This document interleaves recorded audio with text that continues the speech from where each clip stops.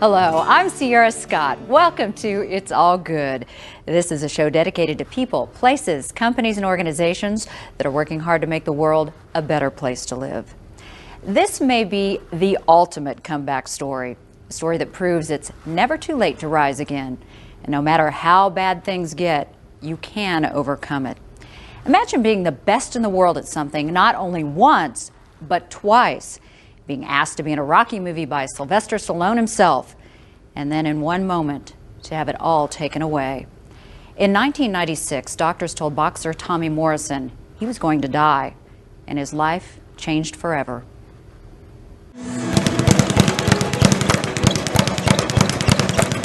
If you're living your life the right way, according to God's will for your life, instead of your will for your life, then you can do anything. I mean, I believe that 100%. I mean, because I've accomplished things in my life that I never thought I'd be able to accomplish. You know, and it wasn't because of what I did, it was because of a personal relationship with Christ. He allowed me to do these things. Things that most of us never even think about achieving. I've always had a deep desire to do something with my life. And he certainly did, but that certainly doesn't mean it was easy. Well, Tommy Morrison has made his own break, Jim. This fight was really about whether he can fight, whether he is a world-class fighter. You know, me and my mother have always been extremely close. And, you know, she's been the oak that's, you know, that's helped me weather a lot of storms. And as you're going to learn, he's had more than his fair share of storms. A lesser man would have never survived it. As high as the highs were, the lows were infinitely lower. Releases highlighting boxing's newest attraction, Tommy the Duke Morrison. To really understand what Tommy has overcome, we start at the beginning. Tommy Morrison was born on January 2nd of 1969 to Tim and Flossie Diane Morrison. He was the third and youngest child of the family.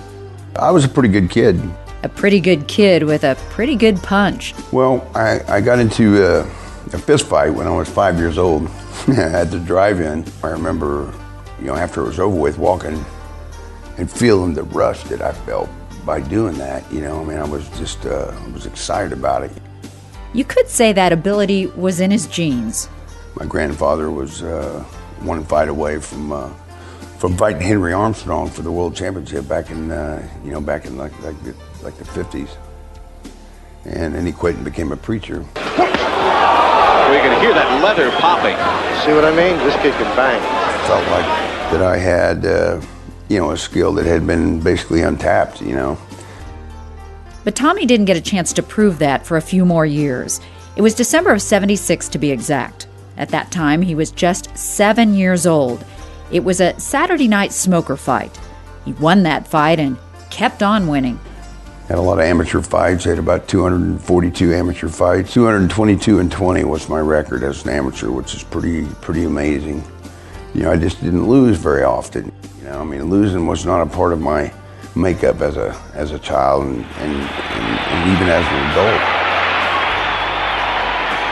At 13 years old, despite all his success, Tommy walked away from the sport.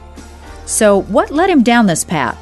As we all know, there are so many things that shape our lives, but nothing seems to shape us more than the family we grow up in. My childhood wasn't the greatest in the world. You know, I mean, I saw a lot of violence and a lot of abuse. You know, my mother went through a murder trial when I was like 4 years old. And, you know, they accused her of murdering a woman in a bar, stabbing her to death. And, you know, so for a period of 9 months, when I was young, you know, I went through that 9 month period, you know, without my mother ever being there. You know, I mean, I used to go to the county jail, and my dad would lift me up, and you know, I remember this little bitty square box. You know, I could see her, but I couldn't touch her and I couldn't hear her. But that was my visitation to my mom for 9 months, was just looking at her, you know, and that was that really rocked my world. But that was, ever since then, it seems like things have always not been easy. You know, I don't remember anything ever being easy in my life. His mother was acquitted on that murder charge, but that didn't mean his life got any easier. Tommy says his father was on the road a lot, which he says was actually preferable to having him at home, since he would beat his mother when he was around. I came in one from school, and I liked, to watch cartoons, and she was asleep on the couch, but she was facing the back, facing the wall. So I turned the TV on, turned the volume down low, and I'm sitting there watching, and her, she rolled around over there, she rolled around and faced me, and I looked at her, and I got scared. I didn't know who it was. I had no idea who is this thing on my couch, and it was her. And I recognized her because she had a little tattoo across her forearm that said Tim, which was my dad's name. And I got up, and I was like, tears were just hanging in my eyes. And she looked at me, through slits in her eyes, I guess. And then she rolled back over, to the wall. And I couldn't keep my tears in, I'm like, Mom, we've got to leave. He's going to kill you. She said, I know. She said, you're right. And I just hugged her, and, we both cried. And I'll never forget that, and from that moment on, my life was different. Because his father was so violent, his older brother and sister would get out of the house as soon as he returned. I wanted to leave too, but who's going to protect her? My mom. I was at the age then where I could pick up a bat and club him in the head if I had to, which I thought about doing. I thought about killing my dad a couple of times. After years of breakups and reunions, Tommy's father finally left for good. We needed to eat, so I quit school, which was illegal. When you're 13 years old, I just finished the 8th grade and moved out to Western Oklahoma and got a job in a construction company. He went back to school a year later, which put him a grade behind all of his friends. It ended up being a pretty positive experience because it gave me another year to mature and to get stronger for football, which is what I thought I wanted to do. My senior year in high school, my mother wanted me to fight in the Kansas City Golden Glove because I was the only one in my family that hadn't won it. Well, that was soon to change. 2 weeks later, he was fighting for the national title in Omaha, Nebraska. In the finals, the night that my high school class graduated, so I never went to my graduation. My mom still got my cap and gown in a box. The year was 1988, which interestingly enough was also an Olympic year. 2 weeks after winning the National Golden Gloves title, Tommy found himself competing in the Western Olympic Trials in Houston, Texas. That's where he knocked everybody out there, won the most outstanding fighter of the tournament.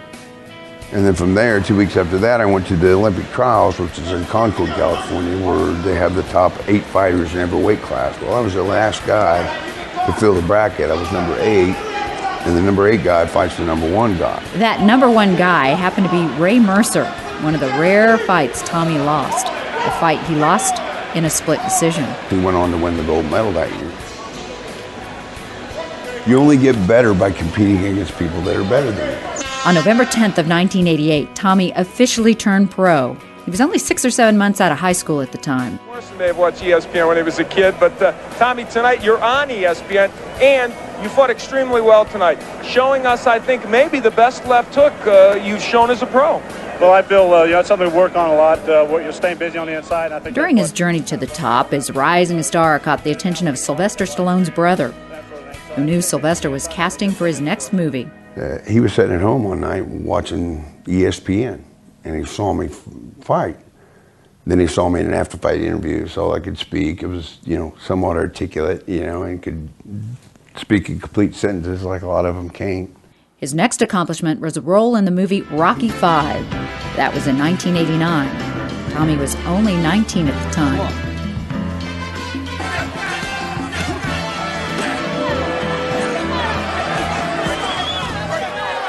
So what made Tommy different? Why was he so much more successful than other fighters? I just overpowered him. Went out and and overwhelmed a lot of people. I was a quick starter, you know, and a lot of heavyweights, you know, they play around for 3 or 4 rounds before they really start fighting or feeling each other out, and I've never been one of those people. You know, I watch the films, I know exactly what they're open for, what their weaknesses are, and I go out and exploit it right off the bat. Tommy says it wasn't until he fought ex-world champion Pinklin Thomas that people started to take him seriously. Then people started saying, oh, no, wait a minute, you know, this kid ain't bad. You know, I mean, a lot of people thought I was just another Jerry Cooney, you know, somebody that had a little bit of power, but I had skill to go along with it. Tommy Morrison's first fight with Bill Caton at the helm is a rousing success. Now, some people are willing to go the extra mile and some people aren't. You know, I'm willing to go the extra 3 miles, you know, and that's what separates me from most people. I just do whatever it takes to get the job done. You create a pattern, you create a habit over a period of a lifetime. I knock everybody out, though. I know, I'm thinking fighting all the time. I've been doing it for 32 years of my life. So it's a part of me, you know, it's a part of my genetic makeup. It's been, you know, in my family for generations, and that's what I do, you know, and I'm good at it. My body is just tougher than most people's, and a lot of it, you know, your mind tells your body what to do. You know, it's not the other way around. It's a dangerous sport. I mean, you're putting your life on the line every time you step in there. You know, you get hit with the right shot, the right angle, and you know, you'd be drooling and pooping in a bag for the rest of your life. All the preparation that Tommy does not only saves his life, it helped catapult him to the top. You know, I always do better at something than I'm supposed to. This one is going to be quick. Talk fast here. He certainly did better than 99% of the people who attempt to excel in this field. To this day, Tommy has a 51-3-1 professional record, winning 45 of those bouts by knockout, which is one of the highest knockout percentages in boxing history. Morrison can pretty much just walk in and throw that hook, and he does have a devastating left hook. Well, that's it. You know, there's a lot of notoriety and you know, the fame, but I never really bought into any of that. I could give, you know, 2 squirts of duck poop for being famous. I mean, it's just not my deal. I just like to enjoy what I'm good at. In fact, he was so good, he won not 1, but 2 heavyweight championship fights. But what Tommy found is that when he finally made it to the top, it wasn't as great as he always imagined it would be. You know, even when I became world champion, beat George Foreman, one of the legends of the sport, it just didn't mean anything to me. You know, I just expected things to be different. You know, I mean, here I was the first white heavyweight champion since Rocky Marciano, and I think that was like back in 1956 or 57. And it just meant nothing to me. I don't know why. I've always questioned that, and I haven't told that to too many people yet. You have now.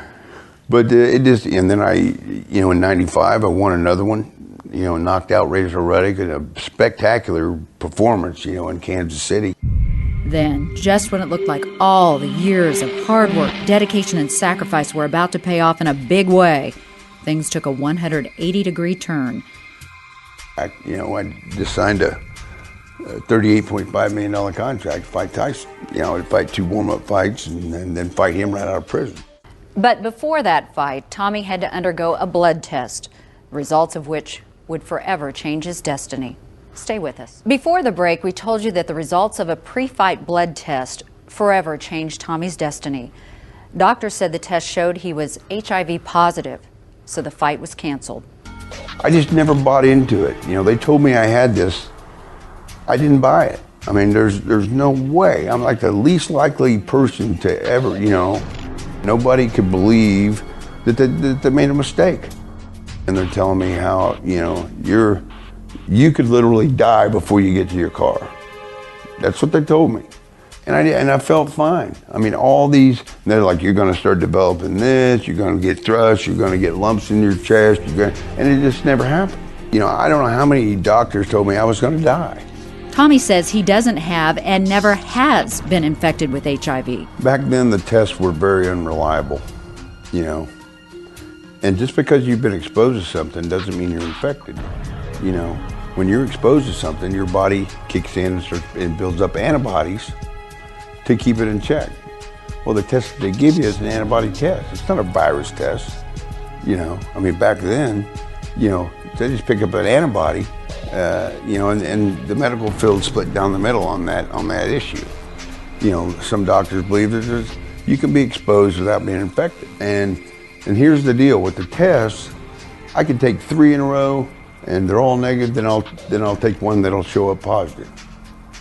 One of the explanations is that Tommy may be an outlier. Doctors are currently studying a group of people who may test positive, yet never actually develop the disease.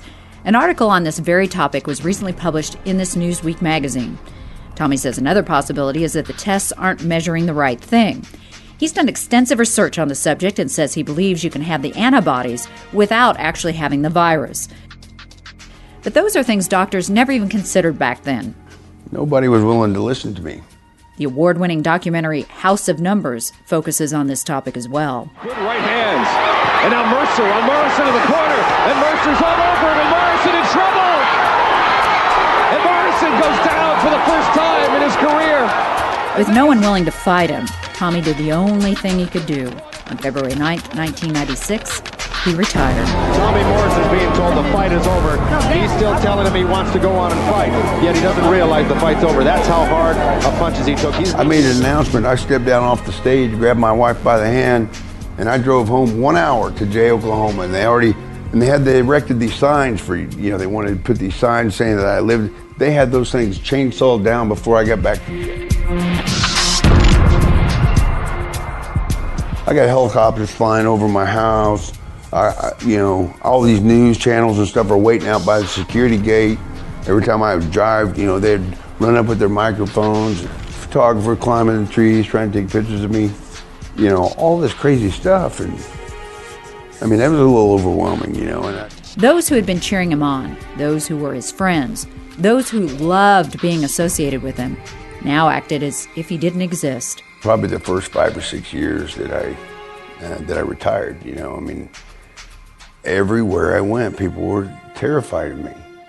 So the man everyone wanted now became almost invisible. Nobody wanted to be around me. You know, it's like walk into a room, people are like, hide the children. You know, I mean, it was very dark. When you're alone and not in the right frame of mind, you know, the devil puts thoughts in your mind. You know, now all of a sudden my career's over.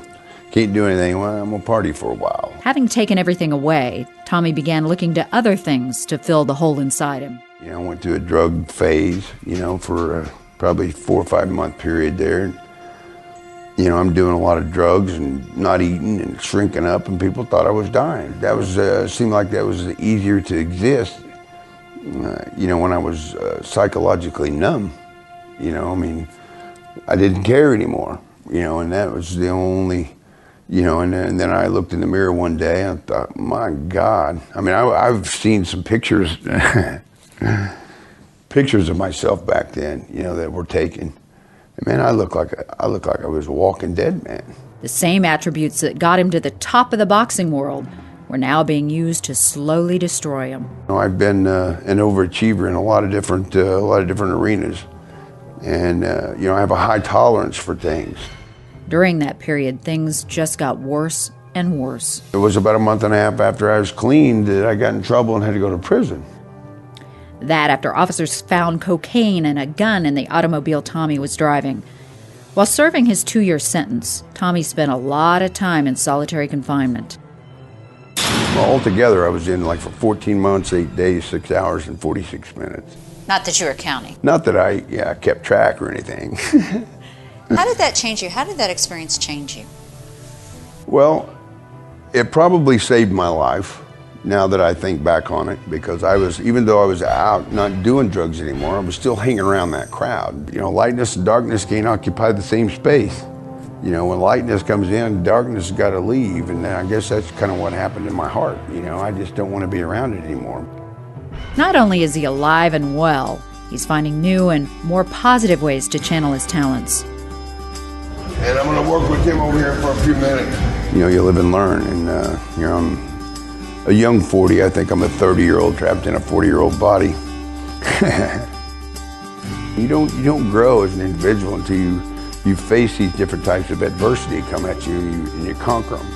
You know, because that right there builds you up inside, makes you feel like you can do anything. I haven't tapped into what I'm supposed to be doing yet, and I really don't think I've even scratched the surface on what I'm supposed to do in this world. One of the things he hopes to pass on is his passion for fighting. And when you have a talent like that, once you quit doing it yourself, you know, it's your obligation to pass it on to your kid or to whoever wants to learn it. But it's not just the physical talents he's learned that he hopes to pass on. Tommy also hopes to pass on his life experience by becoming a motivational speaker. He realized that they're looking at me. I was handed a death sentence, told to get out of the way, go somewhere and die. And I'm just lucky that I lived through it. Now I have an amazing story to tell. And if I can go out there and if I go to a high school and I get through to one child, just one, then you've done your job. You know, you've saved that person's life pretty much just by, because there's nothing that a high school kid or even a college kid could even imagine that I haven't already done. I think I'll feel more fulfilled when I'm doing that than I, you know, that emptiness I had after I accomplished something that most people never dream of. It was in the paper in terms of, you know, all the different high crime neighborhoods, and 256 right there and 264 is like the worst of the worst, and that's right in this area. In order to help kids trapped in this high crime neighborhood, Tommy started the Tommy the Duke Morrison Children's Foundation. Money raised by the foundation will be used to help children train to become boxers here at the TCB gym. You know, I mentor to these kids all the time, you know, and it's an awesome feeling, you know. I feel like, you know, it's just an unbelievable way to give back. You could have located this anywhere. Why here? Well, because it needed it, you know, and it was right here where I'm living. It's an awesome opportunity. It's great for this community, and I think it's really going to get a lot of kids off the street. The streets in an area that gets the highest number of 911 calls in the city. In these type of neighborhoods, that's where fighters, champions come from. You know, they don't come out of Beverly Hills. You know, I mean, these kids, you know, they grew up hardcore, and that's where you take a certain amount of tenacity, you know, and natural born toughness to be a fighter. There's going to be a world champion come out here at some point. I mean, they will. All they need is a place to develop. And I'm going to find me 2 or 3 kids that are dedicated, and I'd like to take them all the way to the top. I mean, that's what they did with Oscar De La Hoya, with Tiger Woods. I mean, it can be done. Anybody can do it, but you got to invest some time. You know, there's going to be some years involved there. You know, you got to build a relationship with this kid. You know, he's got to trust you. You got to trust him, and you know, along that way, you know, you teach them morals, you teach them etiquette, you teach them, you know, you help them grow up. You know, you mentor to them. I mean, it's, you know, what I wished I would have had. And I'm put here for a reason. I think we grow from, you know, having to overcome adversity, which is what I've been, that should be my middle name.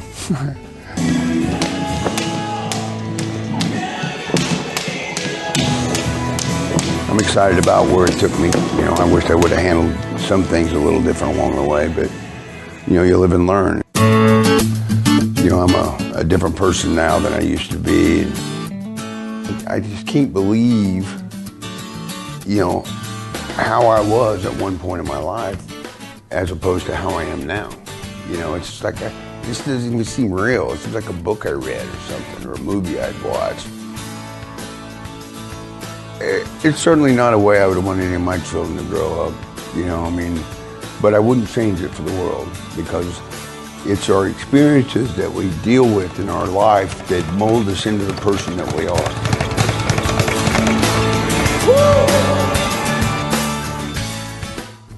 Tommy's grandfather isn't the only famous person in Tommy's family. Tommy is also the great-grandnephew of actor John Wayne.